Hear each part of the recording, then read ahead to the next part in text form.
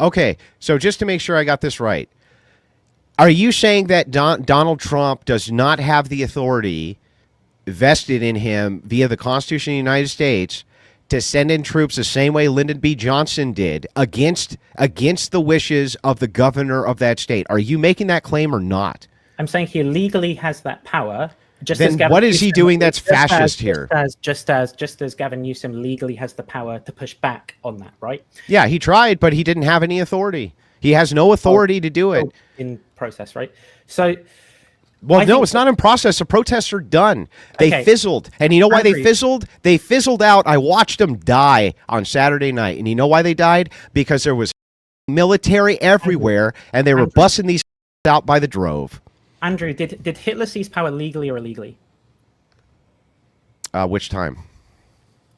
When he activated Article 41. I think that was a legal action. Right. So is the law a good guide to how you can prevent an authoritarian Nazi regime from taking over? Wait a second. But you would say that if Trump ignored the law, that would be more fascist, right?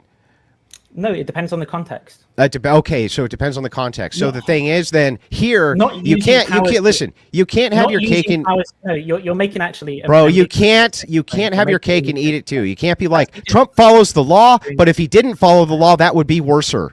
Yeah, I'm not doing that, fortunately. You know, not using a power that the law grants you is not ignoring the law. That can actually be enforcing the law, right? Just because the law gives you the power to do something doesn't mean that you have to. Where's the riots now, bro? Where are they? Do you see any? I think that there are protests all across the country. Right? No, there's not. They fizzled out Saturday. Done. They're not even in the media spotlight anymore. It's all done because he sent in the troops and he quelled that, dude. Well, that's not what happened because after it is what happened. After he sent in the troops, the protests got bigger. On Trump's birthday, there were that's lies. They planned. They planned out a week in advance. I followed it from day one. They had planned out a week in advance that Saturday was going to be their big thing before there was ever a single troop deployed. You lying, gutless, worm, progressive. No, stop. 1 week. They had it planned before there was ever a single soldier in California. You lying, gutless.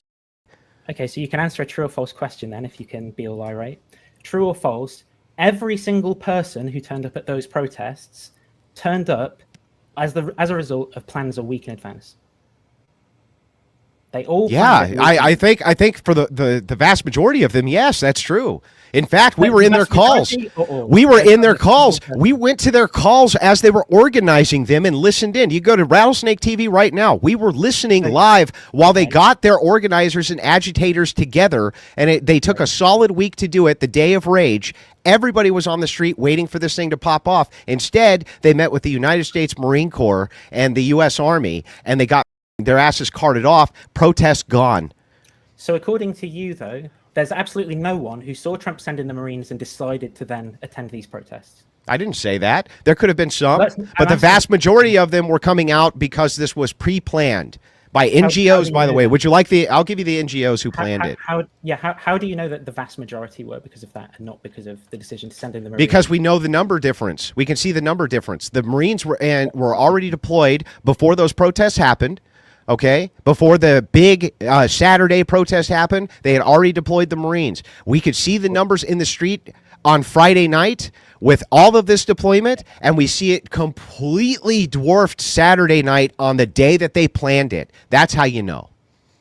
So I think you've maybe misunderstood the question. Because there's I only don't think I did. So there's only one measurement in this question. Well, you can tell me if you did or not, right? There's only one measurement in this question, and that's the number of people who attend the King's Day protests, right? Yeah. And so the question is, what proportion of those people planned on attending in advance, and what proportion of those people turned up because of Trump's actions involving the military? I think that the vast majority of them who showed up on King's Day itself, Saturday, showed up because it was a pre-planned NGO AstroTurfed event, which was well organized by two individuals in over 1,800 locations. The vast, overwhelming majority of them. And by the way, they predicted that in their own calls. They predicted that, dude. I was in the call when they said, you're not going to see a lot of action happen until Saturday because we're still organizing these events. But how do you know that that net number is what it was, more as a result of the pre-planning than as a result of... Because I have good evidence for this, and you don't. I have evidence, you have no evidence. Your evidence is, could it stand to reason, Andrew, that it's because the military was there that we saw such an increase in the protest, et cetera, et cetera, et cetera? Well, no.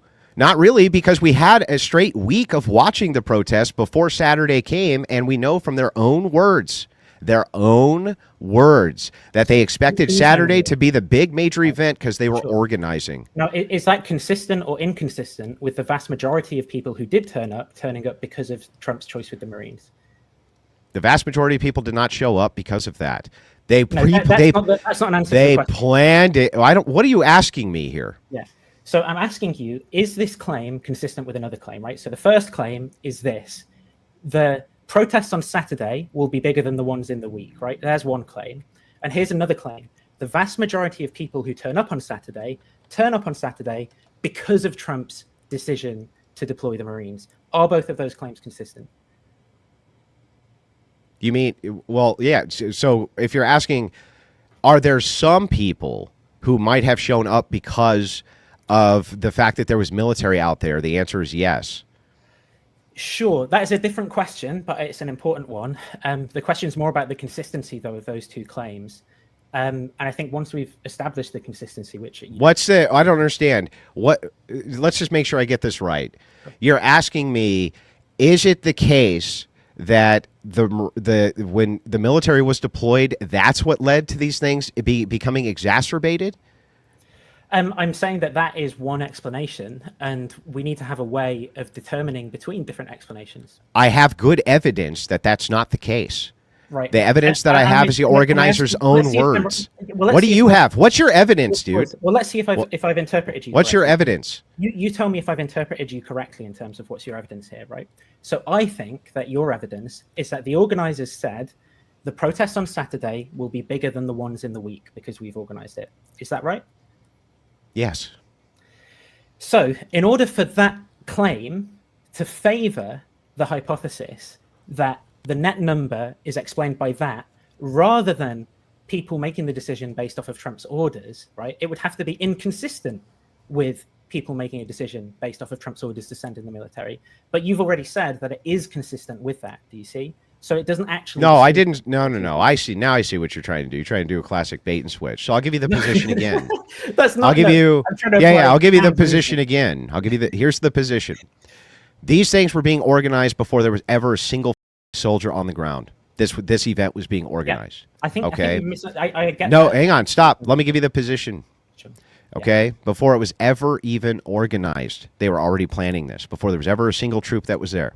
Yeah. We can see the protest numbers, okay, throughout the entirety of that week when the military was already deployed. This is later in the week, okay? After the military was already deployed, there was not a lot of these protesters. Saturday was the big day. The event organizers told everybody Saturday was going to be the big day. They said that that's when the majority of the turnout was going to happen because they had been relentlessly organizing it in 1,800 different areas. Mm-hmm. Right. And so what was my claim then? Could you restate that? I'm not sure. I'm still not sure exactly what you're asking me.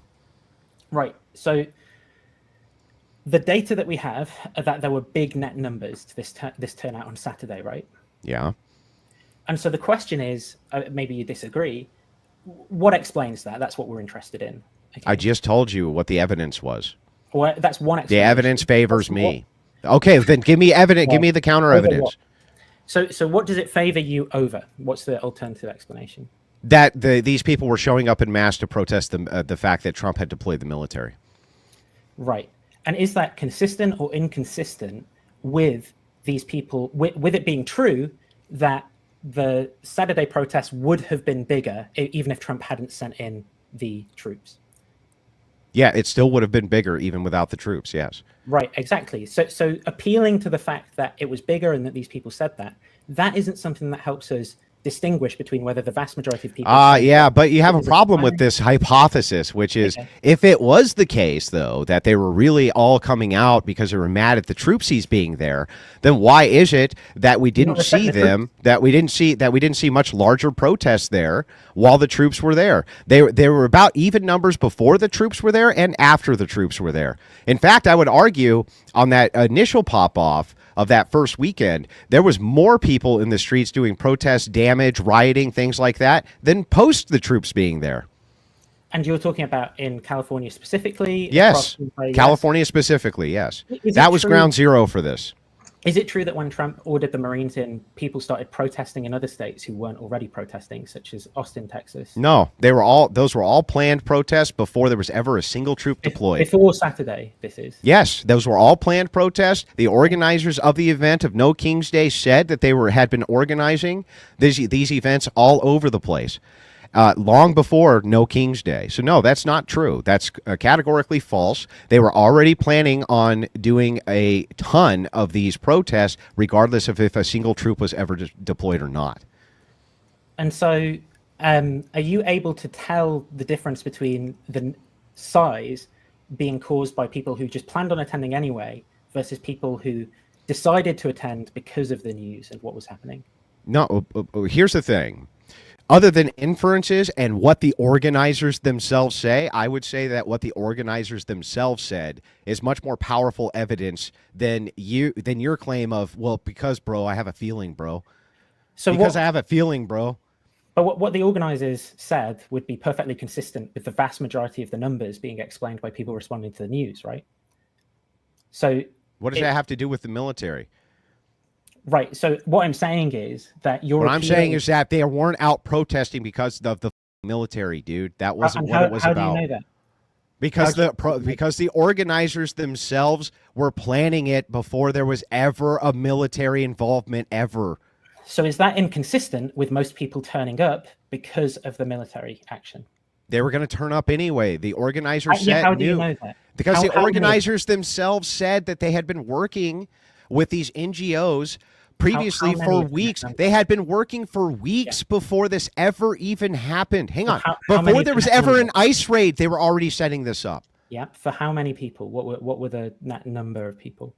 This is what I'm saying, Andrew. You've not distinguished between the two views. Come on. This is ridiculous. What you're doing here is this. You're saying, well, listen, can you prove that it wasn't that there was more people there because of the military and there would have just been a lot of people there anyway? No, the burden of proof is actually on you. You're the one who's making the claim here. Well, you've misunderstood my argument. If I'm not misunderstanding your argument, dude. Well, what's my argument then? Your argument is this. You're saying, well, wait a second. Yeah, sure, they organized this whole thing, but if it wasn't for the deployment of troops, there wouldn't have been as many people who showed up. Prove it. Prove it, fucker. No, that's not my argument. Yeah, it is. Yes, it is. Stop lying to your audience and stop lying to me. I'm not lying to you or my audience. There's an addition. That's part of my argument, Andrew. That's your whole argument. Prove it. It isn't. Well, the additional step is to say that that's a candidate explanation, right? Give me your evidence. I want to see evidence, not your mouth. Show me your evidence. The only thing that's required for this to be a candidate explanation is that it's consistent and it would explain the data, right? And then what data? What data is being explained here? Show me the data and show me your evidence. Two pieces of evidence, right? Large number of net people on Saturday, and the event organizers making the statements that they did. Yeah. How do you need to demonstrate, though, that those people would not have shown up in the same mass if the military hadn't been deployed when they were planning it beforehand? Show me the evidence. Right. And this is where you've misunderstood what I'm saying, Andrew. So please, just, I don't know, get a cigarette out or something. Take have a cigarette while I say, so you don't kind of get all angry. Dude, just show me your evidence, dude. No, I'm using the same evidence as you. Okay. Well, I'm not even explaining it differently. I'm saying that there's two equally plausible to me explanations of this, and I can't find a way of telling a difference between them. How about the fact that the evidence favors me? Because we have the mouth of their own organizers who say that these were going to be massive protests long before there was ever any military involvement at all. That's part of both hypotheses. So that's the problem there. That's why it doesn't. Yeah, but it favors one hypothesis a lot more than the other hypotheses, doesn't it? Why? No, it doesn't. Yes, it does, because the organizers themselves expected these to be massive protests, regardless of if there was military there or not. It's the pretext, and by the way, we also have another point of evidence here, which is that after the military was deployed, these protests began to fizzle. They began to fizzle because there was law and order in the streets. So it's predicted with near absolute certainty by both hypotheses, actually. So I think you've misunderstood something there. Okay, yeah, I've misunderstood.